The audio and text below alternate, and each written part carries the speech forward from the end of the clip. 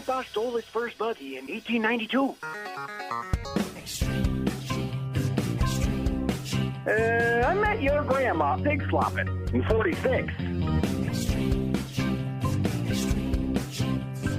Oh, every Christmas we'd visit my Uncle Fred in prison.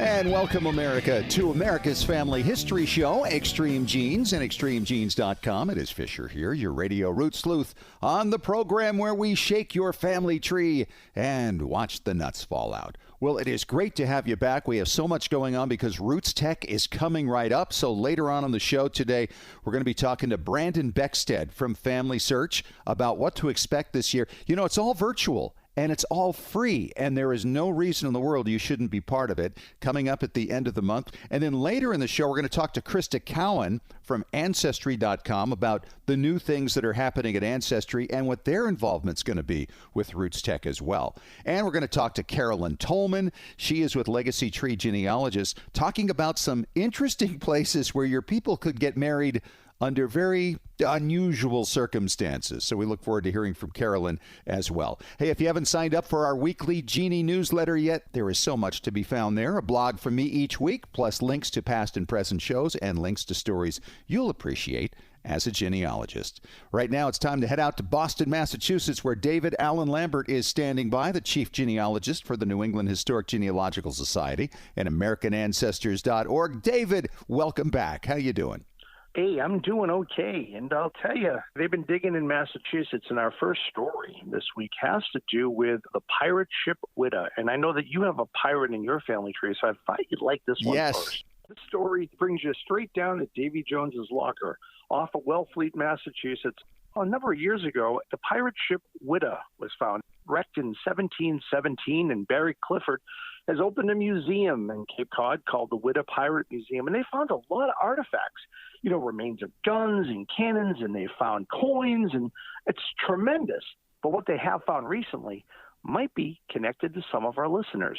They found the skeletal remains of 6 individuals. Yeah, the bones of pirates. Wow. And they're hoping that maybe DNA will come forth, and you can find out that maybe one of the people that was found at that wreck were actually your relatives.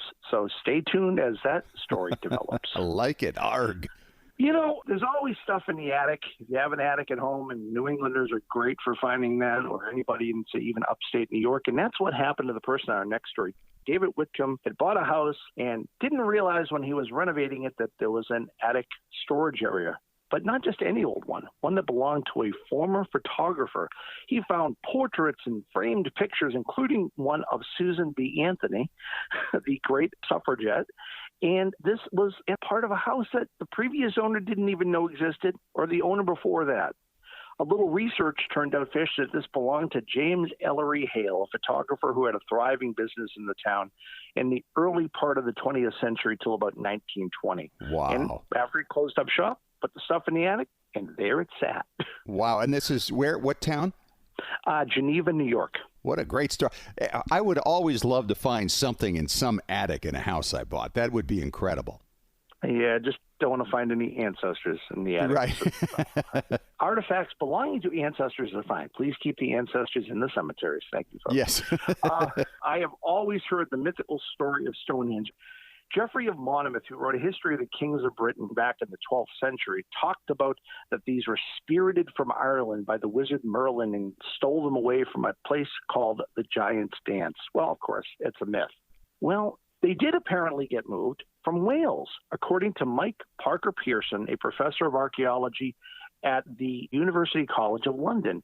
They have found a site called Wan Mon that dates back to 3000 BC, and they're finding the holes where these giant stones were set up. It's almost like It was where Stonehenge originally was.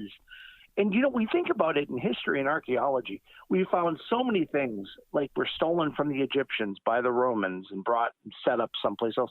Trophies of war could also be from thousands of years ago. So as this story develops, I'm sure we're going to learn more. But Stonehenge, part 2.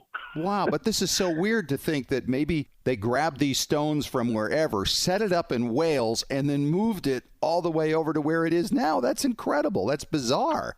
It really is, but the evidence is pointing towards that Stonehenge may have been in Wales originally.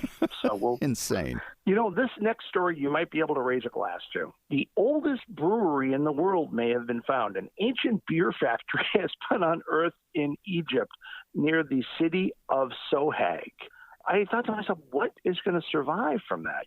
Right. They have like a brewery set up. What was it? Well, they've actually found 8 huge units that were about 65 feet long and 8 feet wide. Each of these things are made out of pottery, and there are 2 rows of them, and they have been used to heat up a mixture of grain and water to actually produce beer.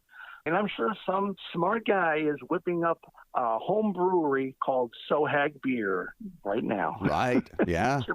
Hey, if they could do it with Sam Adams, why not? I am so amazed by technology, and as we move forward, there's so many different things that are being found. And ground-penetrating radar has now been responsible for locating a lost fort. This is actually one in Alaska. Back in 1799, the Tlingit Indians had built fortifications because they were a little worried about the Russians. They had done trading, but they didn't exactly feel that they were safe from them. Well, this fort in 1804 proved worthy because the cannonballs bounced off of it, according to the Russians. And this is a fort that was burnt to the ground and been buried under snow, but ground-penetrating radar has been able to detect the anomalies that show that's where it is. Wow. David, I'm telling you, you had a bunch of great stories this week. A little pat on the back and a tummy rub. That was good. Thanks. Well, that's all I've got for Beantown this week. But don't forget, if you're not familiar with American Ancestors, I'd like to make you more familiar with it. Go to AmericanAncestors.org, and you can sign up as a free guest member. And if you really like it, you can use our coupon code EXTREME and save $20 on membership. All right, Dave, great job. We'll talk to you again next week because we're really loaded up today. We can't even get to Ask Us Anything. We have so many things going on today. But on the way, of course, a lot of talk about RootsTech Connect and what's going on with that this year. And in just a few moments, in 3 minutes, we're going to be back with Carolyn Tolman from Legacy Tree Genealogists talking about unusual places your ancestors may have been married.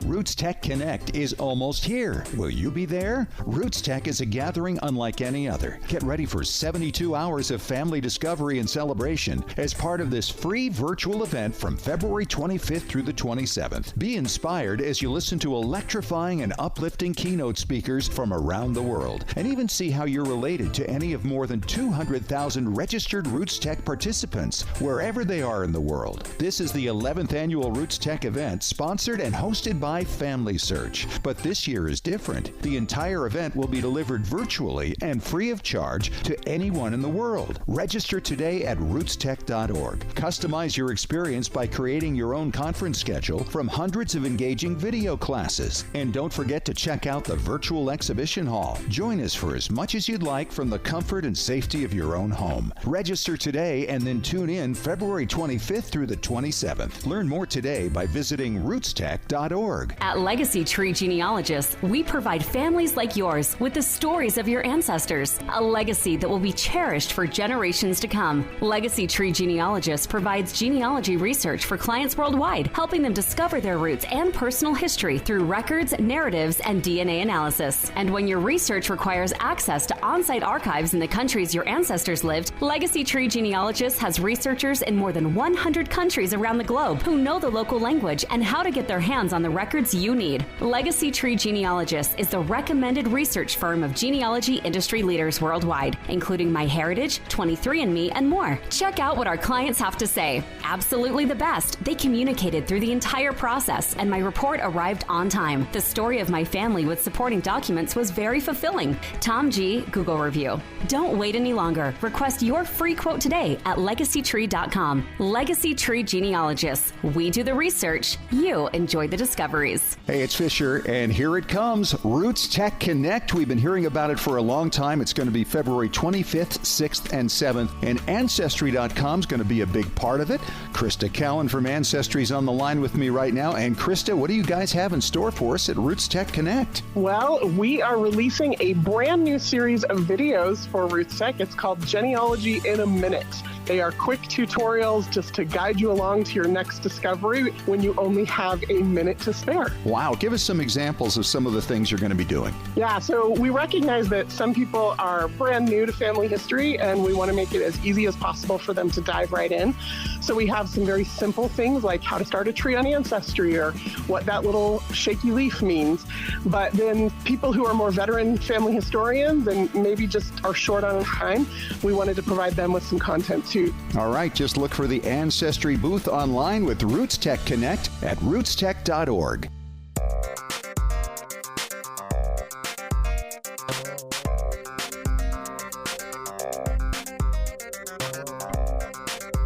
And welcome back to Extreme Genes, America's family history show, and extremegenes.com. It is Fisher here, your radio root sleuth.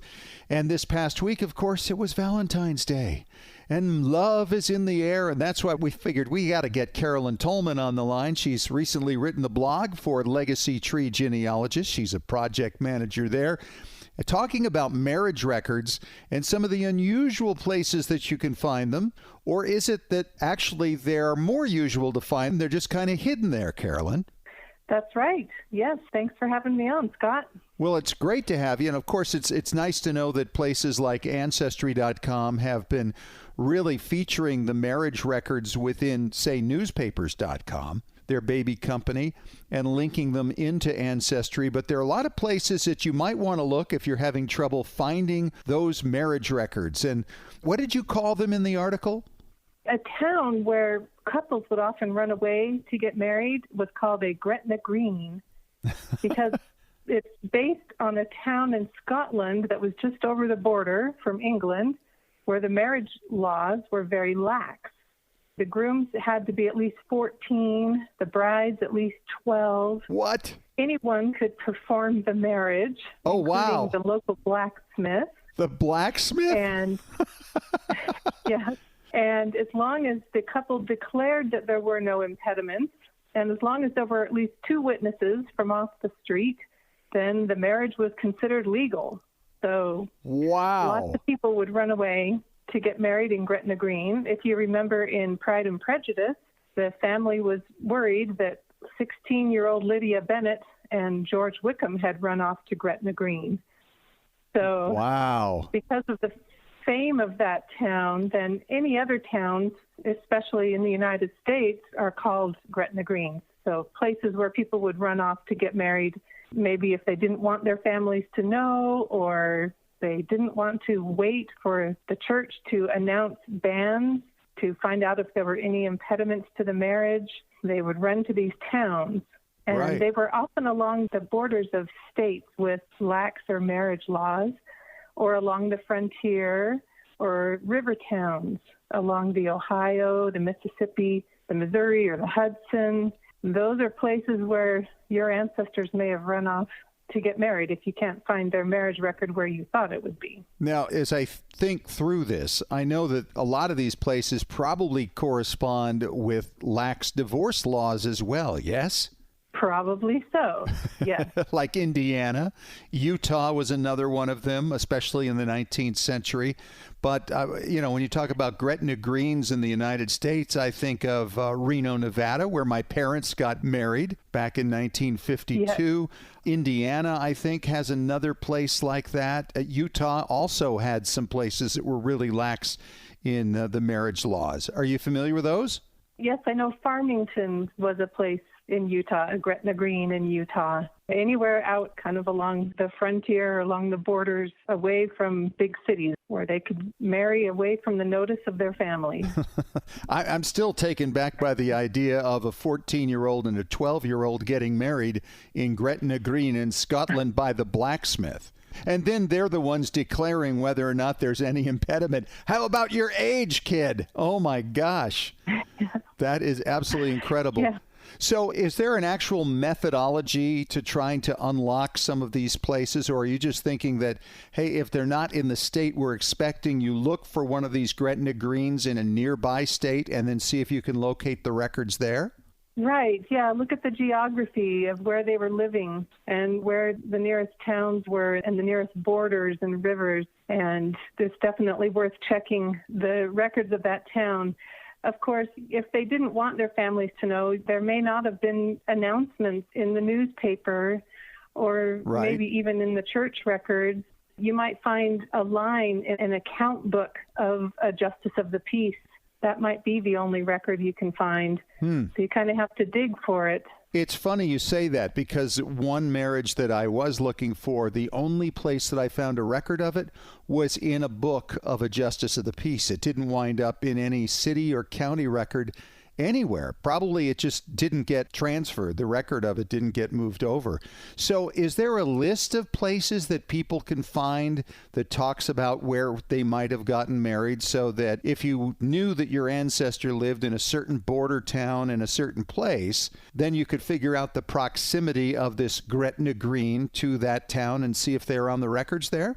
Yes, I compiled a list in my blog article in the Legacy Tree Genealogist blog. Okay. If you look up marriage as the key word, you'll find the article called Tying the Knot, Ancestral Marriage Records and Where You Might Find Them. And I compiled a list of all the known Gretna Green towns in the United States. It's quite long. I was kind of surprised. You know, I'd be happy to go through some of this with you. Where were the places and which ones surprised you the most? Well, it was fun to see the one in Utah, towns along the Canadian and Mexican borders. I hadn't thought of that. Even Lowell, Massachusetts, that was one. And Las Vegas, Nevada, that's famous. But as you said, also Elko and Reno. Yep. Port Orchard, Washington. So from one coast to the other, we've got these little towns. Exactly. How many did you say you came up with? I would say it's about 50 on this list. Oh, wow. So at least it averages one per state, but probably several more in the West, like you mentioned, or in the Midwest, as people were spreading out back in the 19th century in particular? Yes. Anywhere you were living, there had to be a town you could run off to get married, I guess. Did you find one or two that were particularly unusual in how lax their rules were? I did not get into the details of each town. But you didn't run into any American towns with blacksmiths marrying tweens? No, I didn't learn of any really crazy lax laws like that. I think Gretna Green, Scotland gets the medal for being the laxest. The craziest thing. Well, the other aspect, too, is a lot of times for people to get married, the laxness of the law really had to do with how long they had to live there in order to establish residency, right? Even beyond ages. I guess you kind of have to get into the different localities, and I'm sure those laws are always changing and adjusting over time. So maybe a town would be famous for a certain period of time until the laws caught up with them, Sure. And then people would have to find a new town to run to, right? New town to run to. Well, and the idea, too, that they would establish residency there, they maybe just take a little job to get them through this. I know in Reno, for instance, for years and years, and maybe it still is today, 6 weeks. That's all you have to live there to establish your residency, and then you can go forward with whatever it is that you have to do. There must be a lot of rental places for people who come there to do that. Yeah, it's interesting, too, when you consider in the 19th century how hard it was for anybody to get a divorce. There would be places like Indiana, like Utah, that were very laxed when it came to the divorces. So it doesn't surprise me that maybe some of these places, like you mentioned, Farmington, Utah, would have lax marriage laws as well to go in correspondence with the divorce laws. That does make sense. Well, and I would imagine sometimes you'd get a rogue minister along the way, too, who didn't really care what the law was. He felt it was just fine and went ahead with it. What's the earliest that you found some of these Gretna Green locations were in business? I think as early as the founding of this country, I think there's always been a need for places for people to go to get married. I was thinking in terms of anyone performing the marriage, we see that today. You can go online and get a license to perform a marriage just by filling out a form and paying a fee. Yeah. I have a friend who just got married a couple weeks ago in the home of his parents, and his dad went online and got himself a license to perform the marriage. So Dad could legally do it. It's not that hard. That's absolutely true. Did you find that some of these places became Gretna Greens as a means to enhance their economic activity in that town? Yes, I believe so. I think it's an advantage to them to draw people there, to get more population, to pay taxes. There were marriage fees. There was a fee to pay to whoever performed the marriage. Perhaps the couple stayed there for a while and kind of hid out until enough time had passed for them to go back home. Till they turned 17 and went back and told Mom, we've been married for 3 years. Yeah. Right. Crazy. Well, you know, it's Valentine's Day. These are the things we talk about at this time. And historically, it is interesting. I found on my wife's side, she had a couple back there in the 18th century that got married as teens, and they wound up having 21 children until she could have no more. Yeah. Oh, my. I know. It's amazing. Those were the days, I guess, for some people. You know, when you consider how many people needed more farm hands, they would just produce them themselves, you know? That's right. Yeah, it would help the economy of the family, for sure. She's Carolyn Tolman. She is a project manager for our friends over at Legacy Tree Genealogists, talking about the Gretna Greens locations where people could get married under very lax laws. And they've been around a long, long time, Carolyn. I don't think I did it that way. You probably didn't do it that way. But they're still out there. So maybe we're doing some advertising for some people. If you want to see the list, by the way, of the towns there on Carolyn's blog, and where can they see it again, Carolyn? In the blog at legacytree.com/blog. And the title is Tying the Knot, Ancestral Marriage Records and Where You Might Find Them. Carolyn, thank you so much for coming on. Interesting stuff. Always enjoy learning about these strange places and practices. Yes, it's always fascinating. The stories we find when doing genealogy, we love it. And coming up next, we're going to talk to Brandon Beckstead from FamilySearch.org. They're getting ready for RootsTech Connect, and you're going to want to hear how it's going to go this year. You're going to love it. It's coming up in 5 minutes on Extreme Genes, America's Family History Show.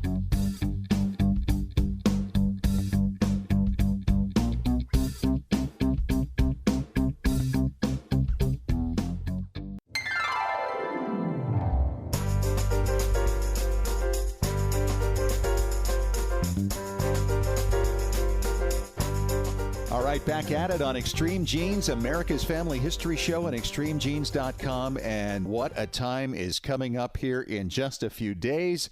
RootsTech Connect. And this is the answer of FamilySearch.org to the pandemic situation. And it's turning into something much bigger than RootsTech has ever been in the past. And I have event manager Brandon Beckstead on the line with me right now. Hey, Brandon, how you holding up? You know, we're doing well. We're getting there. You are so close now. It's coming up. Now, what are the 3 days, just so we get the calendar right? February 25th through the 27th. 25th through the 27th. And what's so amazing about this is in the past, we've had how many people actually show up at the event center in Salt Lake City, Utah? Yeah, you know, we get around 30,000 that come to RootsTech. And then we get 30,000 more that come to the Family Discovery Day in different parts of RootsTech. So the most we've had is 50 or 60,000. Yeah. And now you're already at 262,000 registered for RootsTech Connect. And this is such a different event because it's going on 24 hours a day over these 3 days. I know. I actually am buying cots to sleep on so that I get a little bit of rest in between those 24 hours a day for 3 days. Now, you are not obviously in a physical location for this event this year. Where's this cot going to be? Well, there's a couple of us that have to be with our team just when problems happen, you know, so it'll be 3 or 4 of us, socially distanced. We're doing it all right, you know, masks and all, but a couple of us have to be together to take care of any issues or problems that come up. So as I understand it, this whole thing is designed around following the sun. So wherever you are at a given point in time, they're going to cover your country and your languages, your culture, and records and information that will be of use to you for those places. Yeah, it's really a different concept, and sometimes it's hard to explain what we're doing. So whenever you wake up on the 25th, wherever you're at in the world, you can come on to rootstech.org, and there is something going on for you. It really doesn't matter where you're at. And it goes, like you said, Scott, 24 hours a day. You just jump on and you watch. So we have a live stream that'll be happening. And besides the live stream, we have hundreds and hundreds, thousands of classes that you can go and learn at your own time and leisure. It's a different animal. It's a different beast this year, but there's a lot of content and a lot of things coming your way. Well, I think you were telling me like 1,800 classes this year. That's insane. That was the last count. I think we're actually up a little higher than that. Oh, dear. I think it was closer to 2,000. Wow. So anyone that has skills with video editing working around the clock right now. Yeah, and these classes are not your grandmother's classes in genealogy. No, especially online, the more we look into learning and the more we study it, we're finding that people don't want the typical 1-hour class. They want to get the information and learn it quickly. So the majority of our classes are 20 minutes or less at RootsTech this year. Yeah. We even have some great classes. We call them tips and tricks, where it's 3 to 5 minutes. You can sit down and learn something new that you can do in genealogy and your family history. And they're fun. It's the exciting, fun things that you can do. And we have hundreds of these tips and tricks classes. There is just a ton to learn, whether you want to get deep into extreme DNA, or if you just want to go learn something new and fun, there is a class there for you. And the thing is these classes remain available to everybody who signs up for what, a year or so? At least a year. There's 1 or 2 classes where we contractually may not be able to keep it that long, but 99% of them will be there for at least a year, if not longer. I do a lot of German research, and German church records are going to be the same this year and next year. Mm-hmm. So we'll keep it there as long as it is a viable class where you can learn something. So let's talk about languages a little bit, because obviously you're dealing with countries all around the globe. How many languages are we working with? Is there translation involved? How does that going to work? Yeah, absolutely. So we have 11 languages that our website is going to be in, which has been a nightmare, but we're getting there.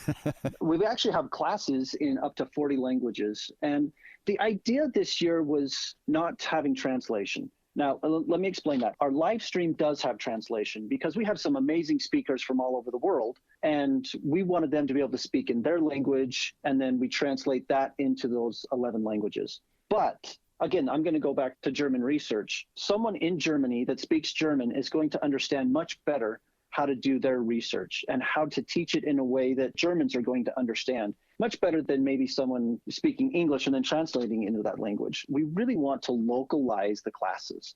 So a lot of these classes are done in language by someone living there, so that it is a class where you can truly learn what works for that area of the world.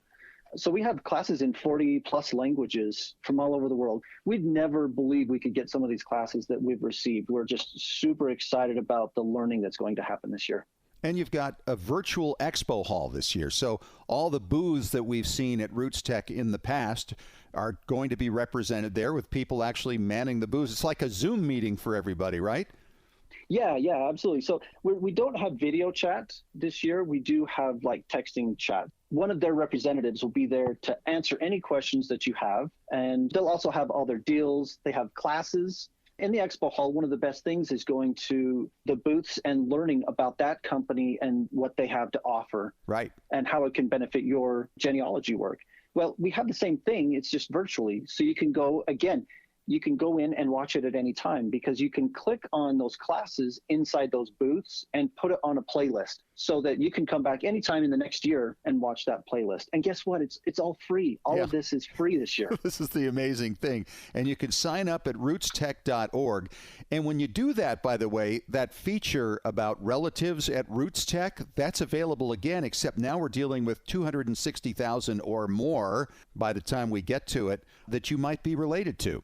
I know, and I'm super excited about this. I love the relative at RootsTech. I have seen so many people in the past, though, have connected this way and wound up with records and information and photographs from people who have actually lived in the area of Salt Lake City, Utah, and came in and delivered this material to people who came in from out of town and found out they were related to folks. It was amazing.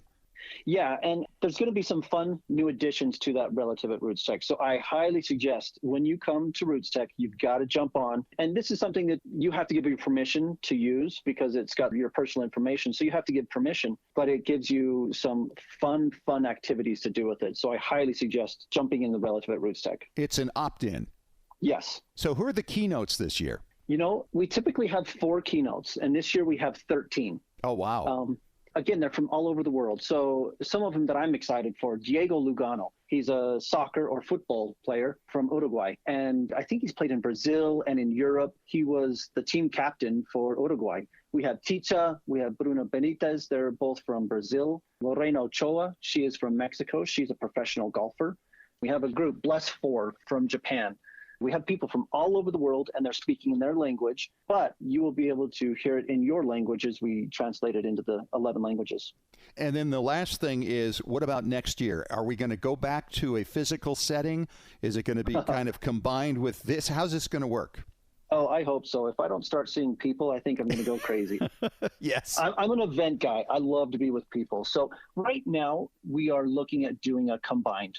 This virtual has been so successful, and we're able to reach so many people around the world, and so many people who just maybe can't travel to come into Salt Lake City. But we still are hoping to continue doing the on-site as well. It's kind of the party and the fun in the genealogy world. It's GenieCom. That's what it is. Right? GenieCom. Yeah. I don't think they'll let me change the name. I think RootsTech's here to stay. Brandon, this is really exciting stuff. Of course, everybody can sign up at rootstech.org. You can do this at any time, and do opt in for Relative at RootsTech. I mean, that's going to be a really fun feature, and who knows what you will find.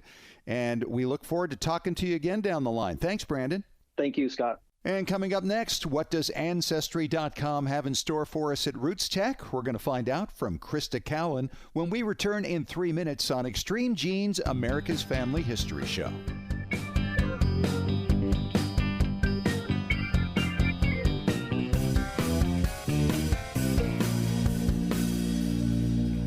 At Legacy Tree Genealogists, we provide families like yours with the stories of your ancestors, a legacy that will be cherished for generations to come. Legacy Tree Genealogists provides genealogy research for clients worldwide, helping them discover their roots and personal history through records, narratives, and DNA analysis. And when your research requires access to on-site archives in the countries your ancestors lived, Legacy Tree Genealogists has researchers in more than 100 countries around the globe who know the local language and how to get their hands on the records you need. Legacy Tree Genealogists is the recommended research firm of genealogy industry leaders worldwide, including MyHeritage, 23andMe, and more. Check out what our clients have to say. Absolutely the best. They communicated through the entire process, and my report arrived on time. The story of my family with supporting documents was very fulfilling. Tom G. Google review. Don't wait any longer. Request your free quote today at legacytree.com. Legacy Tree Genealogists. We do the research. You enjoy the discoveries. RootsTech Connect is almost here. Will you be there? RootsTech is a gathering unlike any other. Get ready for 72 hours of family discovery and celebration as part of this free virtual event from February 25th through the 27th. Be inspired as you listen to electrifying and uplifting keynote speakers from around the world, and even see how you're related to any of more than 200,000 registered RootsTech participants wherever they are in the world. This is the 11th annual RootsTech event, sponsored and hosted by Family Search. But this year is different. The entire event will be delivered virtually and free of charge to anyone in the world. Register today at rootstech.org. Customize your experience by creating your own conference schedule from hundreds of engaging video classes. And don't forget to check out the virtual exhibition hall. Join us for as much as you'd like from the comfort and safety of your own home. Register today and then tune in February 25th through the 27th. Learn more today by visiting rootstech.org. Well, genies, what a time we're all going through right now.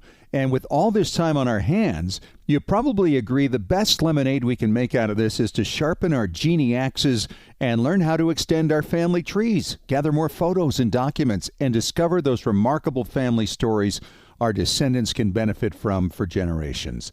Well, I have more time now, too, and I want to help you learn what you need to know. That's why I've created a new Facebook group, Genealogy and Family History Breakthrough Strategies. I'm so pleased that so many of you have already signed up and are helping us to create a supportive community of family history researchers. On this page, we can brainstorm and share ideas on how to tear down those brick walls that we all have. So feel free to join us. The Facebook page again is Genealogy and Family History Breakthrough Strategies. Feel at home with others who live in our Genie world and want to make the most of this unique time. Genealogy and Family History Breakthrough Strategies. Join us.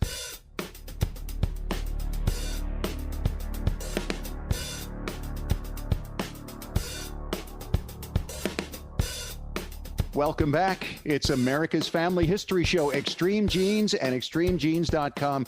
It is Fisher here, your radio root sleuth, and we are so excited because RootsTech Connect is coming right up, and I've got my good friend Krista Cowan on the line from Ancestry.com. Krista, what do you guys have going at RootsTech Connect this year? Ancestry has so much going on at RootsTech. Let me tell you, I'm super excited about this year's conference because it's going to be all free, all virtual. It's going to be a little bit like a video on demand available for the next year. So the actual conference itself that's going to be running is the kickoff, and there'll be live streams running around the clock 24 hours for the 3 days of the conference. And Ancestry has a presence there, including yours truly, on that main stage. But then we also have dozens of videos in the learning library that will be translated into about 11 different languages in some cases. One of the things I love about RootsTech is that whether you're a veteran genealogist or brand new to family history, there is something for everyone at RootsTech. It's just so much available. New things. You're missing the whole thing, though. It's free. It is all free. this stuff is free. It's insane. Yeah. We've listened to Brandon Beckstead here earlier in the show talking about how many different courses are available in how many different languages. And it's running 24/7 for all 3 days and then continues on for a year afterwards. You can watch it whenever you want. So why would you not sign up for RootsTech Connect this year? There is absolutely no excuse. None. And you guys have a new thing you're launching, a new series at RootsTech Connect, and I'm really excited to hear about that. Yeah. So one of the things that we hear when we talk to people about family history, especially people who are brand new, is that they're afraid it's going to take up all their time. Now, for people like you and me, we want it to take up a lot of our time.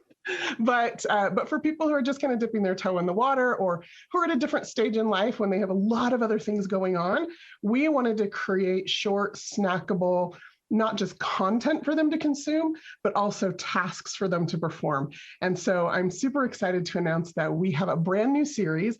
We're launching it at RootsTech. It's called Genealogy in a Minute. And it is a video series that will show at RootsTech through the main stage and then also in the learning library, also in the exhibit hall. So there's a virtual exhibit hall at RootsTech. And if you go there and find Ancestry, you'll be in our booth and you'll be able to see all of those Genealogy in a Minute pieces of content there. And then we'll be releasing them again after RootsTech on our Instagram channel. So if you just go to Instagram, if you're a grammer and follow Ancestry, you'll be able to see those there as well. Well, and this is the thing I think a lot of people don't realize. It's really easy technologically. If you're not somebody who feels really comfortable with it, it just pretty much guides you there once you get there yourself at RootsTech Connect. You want to go to rootstech.org to find out more about how you can sign up for it. And then you go to that Ancestry booth and give us some examples of genealogy in a minute. What will we get from that, Krista? Yeah, so for people who are brand new to family history, there's going to be videos like how to start a tree and what's a leaf hint. And you'll be able to watch that and in a minute, just really quickly pick up on what you need to do. Then there's those videos like what questions to ask your family members to elicit responses, or how to digitize photos and upload them to your tree. So things that are a little bit more intermediate or advanced as well. A little meatier, perhaps. Do you get into DNA much there? Not yet. So our first series of Genealogy in a Minute videos, there are 10 of them, and we don't touch on DNA, but then there will be another set coming soon. Wow, this is going to be a lot of fun. Well, you know, you've got some top content, too, that we're going to be talking about here, coming up here in just a few minutes when we continue with Extreme Genes.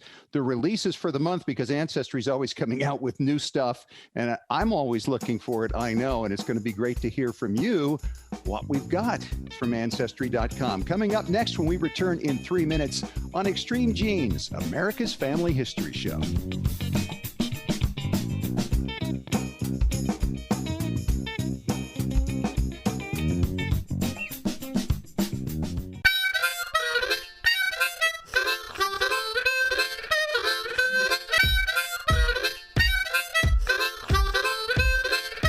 Welcome back. It is our final segment of Extreme Genes, America's Family History Show for this week.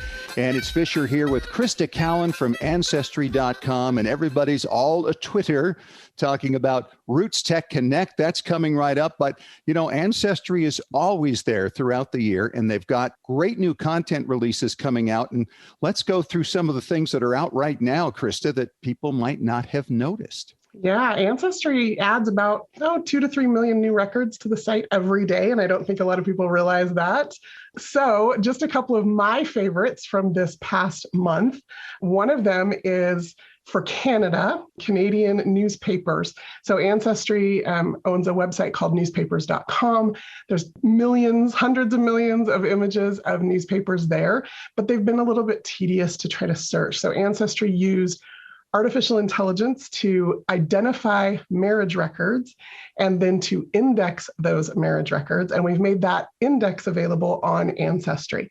So if you have family members that immigrated through Canada into the United States or from the United States up into Canada, as you're tracing your family tree, if you end up there, we've got this marriage index for newspapers.com. And those newspapers start in the early 1800s and go all the way up through 1999. And, you know, I'm a regular user of newspapers.com and Ancestry.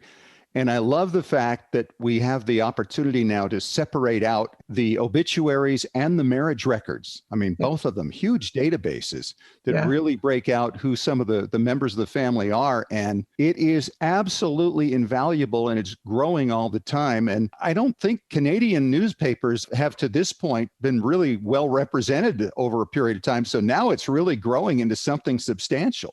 Yeah, absolutely. We released the U.S. newspaper indexes back in the fall. And so this is the first time we've had a dedicated index for the Canadian newspapers' marriages. Sweet. All right. What other content releases are out right now? Yeah, so the second database I want to talk about is something that is a little bit more fun for me anyway. We all use the same records, right? Births, marriages, deaths, immigration records. But every once in a while, there's a record set that comes along that just gives you a little bit different insight into your ancestors. So this one is out of England, and it is the Prison Commission records from 1770 to 1951.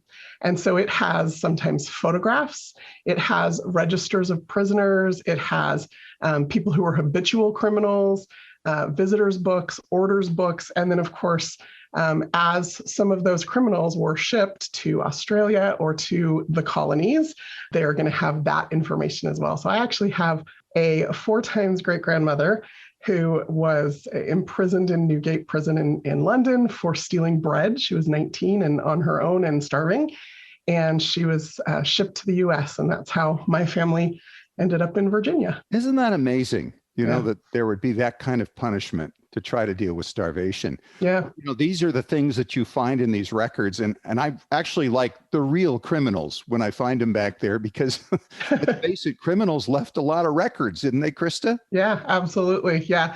And Ancestry has a surprising number of prison records and criminal books, not just for the UK, but for Australia and the United States as well. So lots of great stuff there, but that's a new database this month. So if you haven't had a chance to look at it, it's a fun one to dive into. I had one relative where I could never find a photo of him until I found his mugshot.